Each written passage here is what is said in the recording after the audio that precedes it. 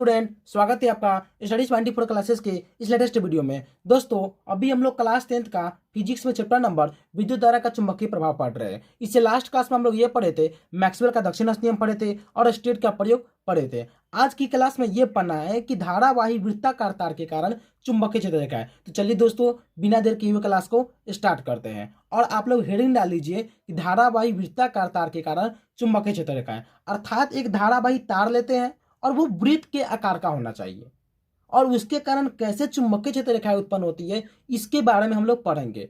इसके लिए आप प्रयोग से बेहतर समझ सकते हैं। एक प्रयोग करके देख लीजिएगा कि धारावाही वृत्ताकार तार ले लीजिएगा और उसके कारण कैसे चुंबकीय क्षेत्र रेखाएं उत्पन्न होती है, तो इस चीज को और बेहतर से समझिएगा। चलिए उस प्रयोग के बारे में हम लोग समझते हैं क्या प्रयोग है। सबसे पहले आप लोग क्या करिएगा, सबसे पहले आप लोग एक तांबा के तार ले लीजिए। यहां पर हम एक तांबा के तार ले लिए, तांबा को तार को मोड़ दीजिए। हम इस तांबा का तार को लेके मोड़ देते हैं, तो अर्थात हम अभी पढ़े ना कि धारावाही वृत्ताकार तार के कारण चुंबकीय क्षेत्र रेखा है, अर्थात इसको वृत्त के आकार का तार बना दीजिए। लंबा तार लेके इसको वृत्त के आकार का तार बना दीजिए। और फिर आप क्या करिए, एक गत्ता लीजिए जो चतुर्भुज के आकार होगा। जैसे यहाँ पर देखिए, एक गत्ता ले लेते हैं, चतुर्भुज के आकार का है। एक गत्ता लेते हैं जो चतुर्भुज के आकार का है। ये मेरा गत्ता है, और गत्ता में के बीच में दो छेद कर दीजिए। बीच में दो छेद कर दिए, बीच में दो छेद कर दिए। और इस दो छेद में क्या करते हैं, इस तांबे के तार को इस प्रकार डालेंगे, तांबे के तार को इस प्रकार डालेंगे कि आधा, यहाँ पर दो छेद है, और इस तांबे के तार को इस प्रकार हम लोग डालेंगे कि आधा ऊपर हो, आधा मेरा ऊपर है। इस तांबे के तार को इस छेद में इस प्रकार डालेंगे कि आधा हिस्सा इसका ऊपर हो, आधा हिस्सा इसका ऊपर है, और आधा हिस्सा नीचे से निकले, आधा हिस्सा नीचे से निकलकर नीचे आवे। अर्थात हम जो तांबे का तार लिए हैं, तांबे के तार वहां पे लिए हैं, और हमें गत्ता लिए हैं, गत्ता में दो छेद कर दिए। गत्ता में दो छेद इस प्रकार किए हैं कि आधा जो तांबा का तार का जो हिस्सा है वो आधा ऊपर हो और आधा नीचे हो। इस प्रकार हम लोग छेद करते हैं। छेद कर दिए, फिर यहां से एक तार जोड़ दिए, देख सकते हैं, और यहां पर तार जोड़ के एक बैटरी लगा दिए, स्विच लगा दिए। और हम क्या करते हैं कि बीच में जो छेद है यहाँ पर दो जगह, इसके ऊपर हम लोग लौह चून छिड़क देते हैं। क्या करते हैं, लौह चून अर्थात लोहे के छोटे छोटे चूर्ण यहाँ पर छिड़क देते हैं। और स्विच को हम लोग यहाँ पर ऑन कर देते हैं। जैसे ही हम लोग स्विच के ऑन करेंगे तो यहाँ से धारा निकलना शुरू होगी, धारा यहाँ जाएगी, यहाँ पर जाएगी, धारा प्रवाह शुरू हो जाएगा, धारा का प्रवाह होना शुरू हो जाएगा। तो हम क्या करेंगे, गत्ते को हल्के धीरे धीरे थपथपाएंगे। क्या करते हैं, हल्के गत्ते को हल्का धीरे धीरे थपथपाते हैं। तो थपथपा देने के बाद यहाँ पर चुंबकीय क्षेत्र रेखा है जो लोहा है वो उत्पन्न करेगी। क्या करेगी, चुंबकीय क्षेत्र रेखा है उत्पन्न करती है। देख सकते हैं कि यहाँ पर जैसे हम लोहे चून को डाल दिए, थपथपा देते हैं, विद्युत धारा प्रवाहित होती है, तो विद्युत धारा वहां पर है और यहाँ पर चुंबकीय क्षेत्र रेखाएं उत्पन्न हो जाती है। देख सकते हैं कि यहाँ पर चुंबकीय क्षेत्र रेखाएं उत्पन्न हो जाती है। आप लोग घर पे भी प्रयोग ऐसा करके देख सकते हैं। क्या करिएगा, तांबा के एक तार लीजिएगा, उसको वृत्त के आकार को मोड़ लीजिएगा। एक गत्ता लीजिएगा, लोहा क्या बोलते हैं उसको, लकड़ी का भी गत्ता ले सकते हैं, और उसके बीच में दो छेद कर दीजिएगा और उसको इस प्रकार फंसाइएगा कि आधा ऊपर हो आधा नीचे हो। देख सकते हैं कि आधा मेरा ऊपर है आधा नीचे है, और नीचे उसको तार से जोड़ दीजिएगा। तार से जोड़ बैटरी लगा दीजिएगा, स्विच लगा दीजिएगा, और ऊपर से क्या करेगा, लौह चूर्ण जहां पर छेद है वहां पे छिड़क दीजिएगा। तो छिड़क देने पर जैसे यहाँ पर लौह चूर्ण छिड़किएगा तो यहाँ पर जैसे स्विच ऑन करिएगा यहाँ पर हल्का थपथपा दीजिएगा। तो थपथपा देने के बाद यहाँ पर जो लौह चूर्ण है वो एक चुंबकीय क्षेत्र रेखाएं उत्पन्न करती है। क्या करती है, चुंबकीय क्षेत्र रेखाएं उत्पन्न करती है, जो आप लोग इस प्रयोग से देख सकते हैं। यही है कि धारावाही वृत्ताकार तार के कारण चुंबकीय क्षेत्र रेखाएं। आप लोग इस प्रयोग से इस बात को, इस कॉन्सेप्ट को क्लियर समझ सकते हैं कि एक तांबे के तार को मोड़ लीजिए, वृत्त के आकार के बना लीजिए, और एक गत्ता ले लीजिए। गत्ता के ऊपर इस प्रकार फंसाइए कि आधा ऊपर हो आधा नीचे हो, नीचे बैटरी लीजिए और स्विच लीजिए। और जैसे ही स्विच को ऑन करते हैं ऊपर लौह चून छिड़क दीजिए। स्विच को ऑन करिएगा तो यहाँ पर थपथपा दीजिएगा, तो जो लौह चून है वो चुंबकीय क्षेत्र रेखाएं उत्पन्न करती है।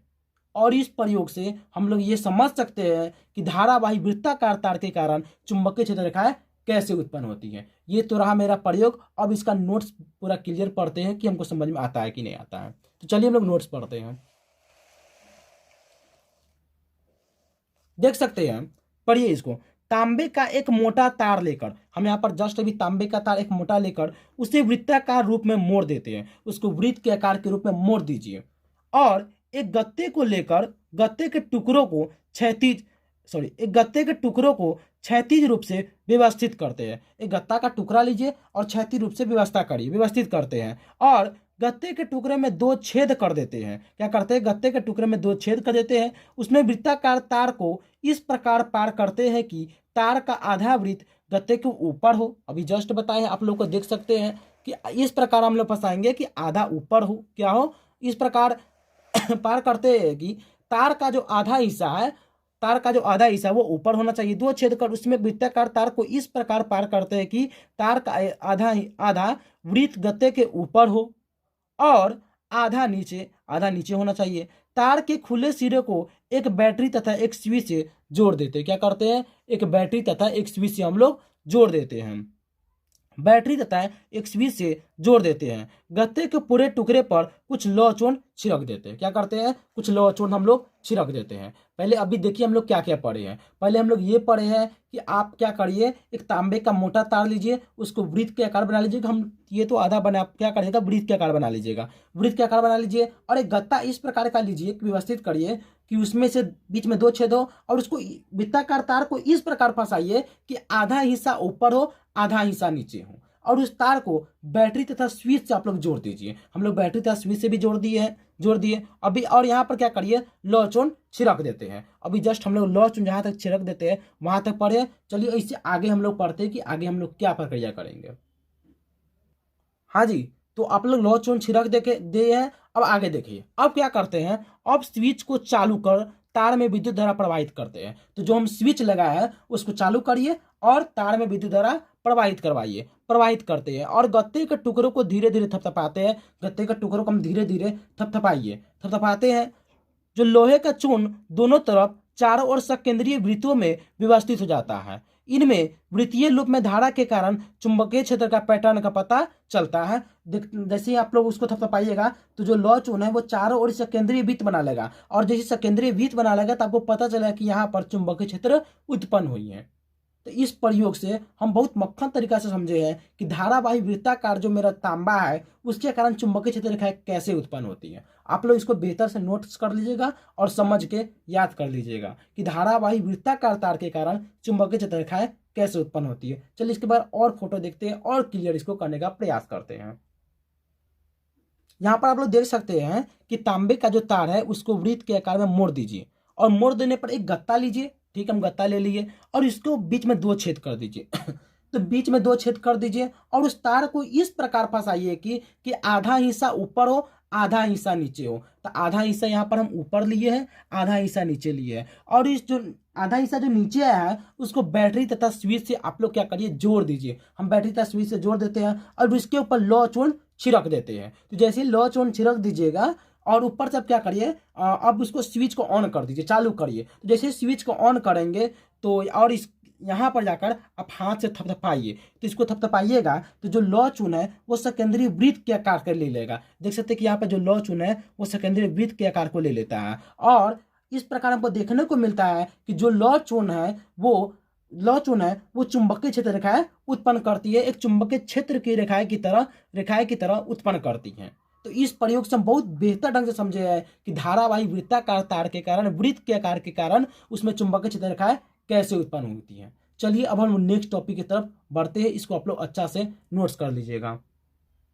अगला नंबर मेरा परिनालिका है कि परिनालिका क्या होती है। चलिए हम परिनालिका के बारे में समझने का प्रयास करते हैं। आप लोग क्या करिए, एक कुचालक पाइप लीजिए। कुचालक अर्थात जिसमें करंट का प्रवाह न होता हो, तो कुचालक पाइप ले लीजिए और उसके ऊपर क्या करिए, तांबे के तार लपेट दीजिए। जैसे यहाँ पर मान लीजिए ये कुचालक मेरा पाइप है और उसके ऊपर तांबे का तार लपेट दीजिए। तो इस पर तांबे का तार लपेट देते हैं और इसे जो मेरा कुंडली बनेगा उस कुंडली का नाम है मेरा परिनालिका। क्या नाम है? परिनालिका। क्या करिए, इसमें आप कुचालक पदार्थ लीजिए, कुचालक पाइप लीजिए और उसके ऊपर तांबे का तार लपेट दीजिए। हम यहाँ पर तांबे का तार लपेट देते हैं और इससे जो मेरा कुंडली बना है इस कुंडली को हम लोग परिनालिका कहते हैं। परिनालिका का परिभाषा आप लोगों को समझ में आ गई होगी। चलिए इसका परिभाषा हम लोग देखते हैं। अगर किसी कुचालक पाइप के ऊपर, ये मेरा कुचालक पाइप है, इसके ऊपर तांबे के तार को कई फेरों में इसको तांबे के तार को लपेट कर एक कुंडली बनाई जाए, तो एक कुंडली बना देते हैं। यहाँ पर बनाई जाए तो कुंडली जो है परिनालिका कहलाती है। क्या कहलाती है? परिनालिका कहलाती है। क्या करिए, एक कुचालक पाइप लीजिए और उस पर एक तांबे के तार को इस प्रकार लेटिए, उसको फेरों की संख्या इस प्रकार बढ़ाइए कि एक कुंडली बनाई जा सके, मतलब एक कुंडली बन जाए। और उस कुंडली को हम लोग क्या कहते हैं? परिनालिका कहते हैं। परिनालिका की परिभाषा मेरे हिसाब से आपको बेहतर ढंग से समझ में आ गई होगी कि किसी भी कुचालक पाइप के ऊपर एक तांबे के तार को इस प्रकार लपेटिए कि एक कुंडली तैयार हो जाए। इसी कुंडली को हम लोग परिनालिका कहते हैं। पढ़ के देखिए, अगर किसी कुचालक पाइप के ऊपर तांबे के तार को कई फेरों में इसको लपेट दीजिए, लपेट कर कुंडली बनाया जाए तो वह कुंडली परिनालिका कहलाती है। चलिए, आपको परिनालिका की परिभाषा समझ में आ गई होगी। चलिए हम नेक्स्ट टॉपिक देखते हैं, मेरा क्या है। अब हम लोग को पढ़ना है परिनालिका के कारण चुंबकीय क्षेत्र रेखा। जो अभी हम जस्ट पढ़े, परिनालिका क्या होती है कि कुचालक पाइप के ऊपर हम लोग तांबे के तार को लपेट दिए थे, उसी कुंडली को हम लोग परिनालिका कहे हैं। तो उस परिनालिका के कारण चुंबकीय क्षेत्र रेखा कैसे उत्पन्न होती है, उसके बारे में बेहतर ढंग से समझने का प्रयास करते हैं। तो चलिए आप लोग देखिए, इस प्रयोग से समझने का पहले प्रयास करते हैं कि यहाँ पर हम एक परिनालिका लेते हैं। देख सकते हैं परिनालिका है, इसके ऊपर तांबे के तार को लपेट देते हैं। तो इस तांबे के तार को हम लोग बैटरी तथा स्विच से जोड़ते हैं। क्या करते हैं? बैटरी तथा स्विच से जोड़ते हैं। तो जैसे बैटरी से जोड़ दीजिए और स्विच से हम लोग जोड़ देते हैं। और क्या करते हैं, परिनालिका में धारा की प्रवाहित मतलब धारा उसमें प्रवाह करना शुरू कर देते हैं। तो जैसी धारा प्रवाह शुरू कर दीजिएगा तो परिनालिका के चारों ओर चुंबकीय क्षेत्र रेखाएं उत्पन्न हो जाएगी। क्या होती है? चुंबकीय क्षेत्र रेखाएं उत्पन्न हो जाती है। हम लोग क्या करते हैं, परिनालिका लेते हैं, इसको बैटरी तथा स्विच से जोड़ देते हैं। तो जैसे स्विच को ऑन करिएगा तो इस बैटरी से मेरा धारा निकलेगी, यहाँ पर चुंबकीय क्षेत्र रेखाएं उत्पन्न हो जाती है। और इस चुंबकीय क्षेत्र रेखाएं को इस एक और ढंग से बेहतर ढंग से समझ सकते हैं। यह जो है मैक्सवेल का दक्षिण हस्त नियम का पालन करता है। अब मैक्सवेल का दक्षिण हस्त नियम का नियम क्या है, तो हम तो इसके बारे में लास्ट क्लास में पढ़ाए थे। चलिए एक बार फिर से रिवीजन करते हैं कि मैक्सवेल का दक्षिण हस्त नियम क्या होती है। मैक्सवेल का दक्षिण हस्त नियम ये कहता है कि यदि आपका कहीं धारा है, ठीक है, धारा है, और धारा को आप अंगूठा से पकड़िए। जैसे मान लीजिए ये मेरा धारा है, धारा को हम लोग अंगूठा से पकड़ लिए। और धारा को अंगूठा से पकड़िएगा तो अन्य उंगलियां होगी जो चुंबकीय क्षेत्र रेखाएं उत्पन्न करती है। और इससे और बेहतर ढंग से समझना होगा तो वो वीडियो देखिए, इसे लास्ट वाला, तो और बेहतर ढंग से समझ में आएगी कि मैक्सवेल का दक्षिण हस्त नियम क्या है। यदि समझना चाहे, मोटा मोटा बात समझना चाहे, तो जो मेरा धारा होती है तो धारा को मुट्ठी से इस प्रकार पकड़िए कि मेरा जो अंगूठा है वो धारा की दिशा बताता हूँ। जैसे ये मेरा धारा है तो हम अंगूठा जो है धारा की दिशा बताता हूँ और अन्य उंगलियां चुंबकीय क्षेत्र बताता हूँ। क्या हो? अन्य उंगलियां चुंबकीय क्षेत्र बताता हूँ। तो यहाँ पर भी आप लोग देख सकते हैं कि मेरा जो परिनालिका है बैटरी तथा स्विच से जुड़ा है, यहाँ से धारा निकलती है। तो हम लोग धारा को इस प्रकार पकड़ते हैं, अंगूठा से इस प्रकार पकड़ते हैं और अन्य जो उंगलियां हैं चुंबकीय क्षेत्र रेखाएं उत्पन्न करेगी। तो हम मेरा अंगूठा धारा के पकड़ लिया और अन्य उंगलियां चुंबकीय क्षेत्र रेखाएं उत्पन्न करती है। तो यहाँ पर देख लीजिए कि ये मेरा धारा को उत्पन्न करती है और अन्य उंगलियां यहाँ से निकलती है, चुंबकीय क्षेत्र रेखाएं उत्पन्न करती है। यहाँ से निकलती है, चुंबकीय क्षेत्र रेखाएं उत्पन्न करती है। देख सकते हैं कि ये मेरा धारा हो गया और अन्य उंगलियां चुंबकीय क्षेत्र रेखाएं उत्पन्न करती है। ये अन्य उंगलियां सब चुंबकीय क्षेत्र रेखाएं उत्पन्न करती है। तो यही है परिनालिका के कारण, ये मेरा परिनालिका के कारण है, परिनालिका है। और इस परिनालिका के कारण चुंबकीय क्षेत्र रेखाएं कैसे होती है, इस प्रयोग से हम लोग बेहतर ढंग से समझे कि परिनालिका जो है ये दक्षिण हस्त नियम का भी पालन करता है। इसमें अंगूठा जो है धारा की दिशा बताती है और अन्य उंगलियां चुंबकीय क्षेत्र रेखाएं को दर्शाती है, जो यहाँ पर चुंबकीय क्षेत्र रेखाएं दर्शाई है। चलिए अब हम इसका नोट्स पढ़ के देखते हैं कि क्या हम लोग समझे। अभी आप लोग पढ़ के देख सकते हैं कि परिनालिका के खुले सिरे को, ये मेरा परिनालिका है, इस परिनालिका के खुले सिरे को, यहाँ पर परिनालिका का खुला सिरा है और यहाँ पर परिनालिका का खुला सिरा है, इसको नोट्स कर लीजिएगा।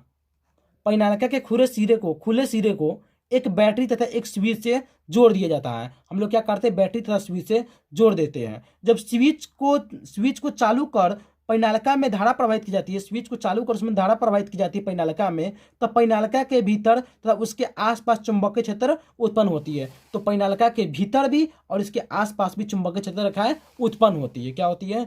चुंबकीय क्षेत्र रेखाएं उत्पन्न होती है उत्पन्न होती है। चुंबकीय क्षेत्र की दिशा मैक्सवेल का दक्षिण हस्त नियम से प्राप्त की जा सकती है, अर्थात समझा जा सकता है। कैसे? यदि परिनालिका के दाहिने हाथ से इस प्रकार, यदि परिनालिका जो है परिनालिका को दाहिने हाथ से इस प्रकार पकड़ेगी, चलिए अब हम लोग आगे नोट्स देखते हैं।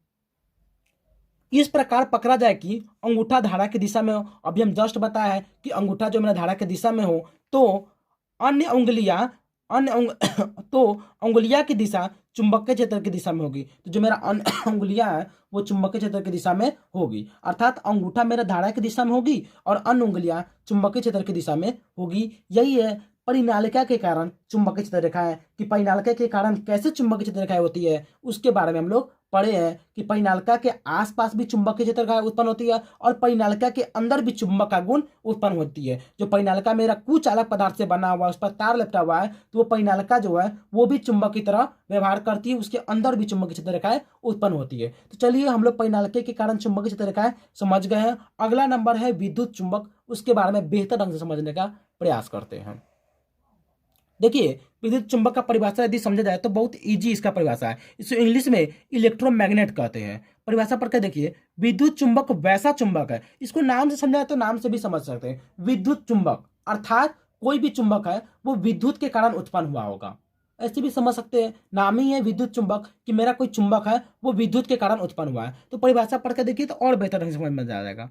विद्युत चुंबक वैसा चुंबक है जिसमें चुंबकत्व उतने ही समय तक विद्यमान रहता है, कि एक विद्युत चुंबक वैसा चुंबक है कि उसमें चुंबकत्व उतना ही समय तक विद्यमान रहता है जितने समय तक परिनालिका में विद्युत धारा प्रवाहित होती है। अर्थात जो मेरा कुचालक पदार्थ है उसमें जितने समय तक विद्युत धारा प्रवाहित होगी तो परिनालिका जो है विद्युत धारा उत्पन्न करेगी। जैसे ही विद्युत धारा बंद करेंगे परिनालिका चुंबक उत्पन्न करना बंद कर देंगे। उसी परिनालिका को हम लोग विद्युत चुंबक कहते हैं, कि वहां पर जैसे हम लोग विद्युत धारा प्रवाहित करते हैं तो वहां पर चुंबक उत्पन्न होता है। यदि हम लोग स्विच को बंद कर दे, विद्युत धारा का प्रवाह को बंद कर दे, तो जो मेरा वो पदार्थ है कुचालक पदार्थ, उसमें विद्युत धारा का जो चुंबक का गुण है वो समाप्त हो जाती है। तो विद्युत के कारण चुंबक उत्पन्न हुई है, इसलिए इसको हम लोग विद्युत चुंबक कहेंगे। पढ़ के देखिए, विद्युत चुंबक वैसा चुंबक है जिसे चुंबकत्व उतने ही समय तक विद्यमान रहता है जितने समय तक परिनालिका में विद्युत धारा प्रवाहित होती रहती है। अर्थात प्रवाहित होना बंद हो जाएगी तो परिनालिका में भी चुंबक उत्पन्न होना बंद हो जाएगी। यदि प्रवाहित करेंगे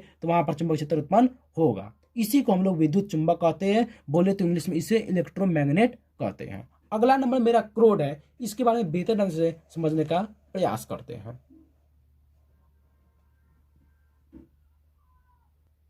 चलिए अब हम लोग क्रोड के बारे में समझने का प्रयास करते हैं। तो अभी हम लोग जस्ट पढ़े कि मेरा जो परिनालिका है कुचालक पदार्थ, उस कुचालक पदार्थ को उसमें यदि हम लोग तार लपेट देते हैं उसी को हम लोग परिनालिका कहते हैं। अब क्या करिए कि जो मेरा कुचालक पदार्थ है उसमें तार लपेट दे तो वो मेरा परिनालिका बन जाती है, और उसके अंदर एक नरम लोहा डाल दीजिए। क्या करिए, नरम लोहा डाल दीजिए। तो नरम लोहा डाल दीजिएगा तो उसमें क्या होगा जैसे विद्युत धारा प्रवाहित करिएगा तो वहां पर चुंबकत्व उत्पन्न होगी, अर्थात चुंबक का गुण उत्पन्न होगी जो नरम लोहा में चली जाएगी।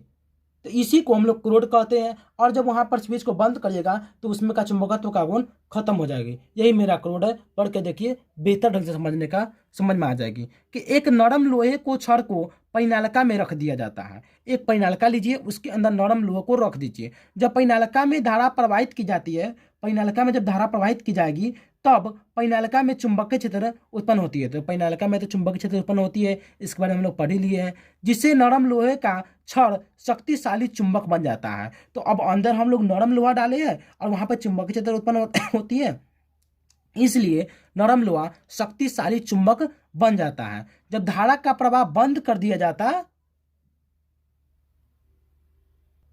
जब धारा का प्रवाह बंद कर दिया जाता है तब नरम लोहे का अपना चुंबकत्व खो देता है। परिनालिका में इस प्रकार रखे गए छड़ को हम लोग क्या कहते हैं, क्रोड कहते हैं। तो देख लीजिए, ये मेरा परिनालिका है। परिनालिका के ऊपर हम लोग बैटरी से जोड़े हैं और स्विच से जोड़े हैं, इसके बीच में नरम लोहा रख देते हैं। तो नरम लोहा रख देंगे तो यहाँ से जब करंट जाएगी तो ये चुंबकीय क्षेत्र रेखाएं आपस में, यहाँ पर चुंबकीय क्षेत्र रेखाएं उत्पन्न होती है, चुंबकीय क्षेत्र रेखाएं उत्पन्न होती है। तो चुंबकीय क्षेत्र रेखाएं उत्पन्न होती है तो नरम लोहा भी शक्तिशाली चुंबक बन जाता है। इसी को हम लोग, नरम लोहे का जो है, इसी को हम लोग क्रोड कहते हैं। क्या कहते हैं, क्रोड कहते हैं। तो नरम लोहे का ये क्रोड है मेरा, कि ये मेरा यहाँ पर परिनालिका है। परिनालिका का हम लोग तार से जोड़ देते हैं, बैटरी लगा देते हैं, स्विच लगा देते हैं, और जैसी धारा प्रवाहित की जाती है तो यहाँ से धारा निकलती है तो चुंबकीय क्षेत्र का उत्पन्न होती है। तो यहाँ पर क्रोड, ये जो लोहा है ये भी शक्तिशाली चुंबक बन जाता है। इसी को हम लोग क्रोड कहते हैं। तो आप लोगों को क्रोड की परिभाषा बेहतर ढंग से समझ में आ गई होगी। तो चलिए दोस्तों, क्लास को यहीं पर हम लोग एंड करते हैं। यदि आप लोगों को क्लास बेहतर ढंग से समझ में आई होगी तो इस वीडियो को लाइक करिए, कमेंट करिए और ज़्यादा से ज़्यादा शेयर करिए। Thank you.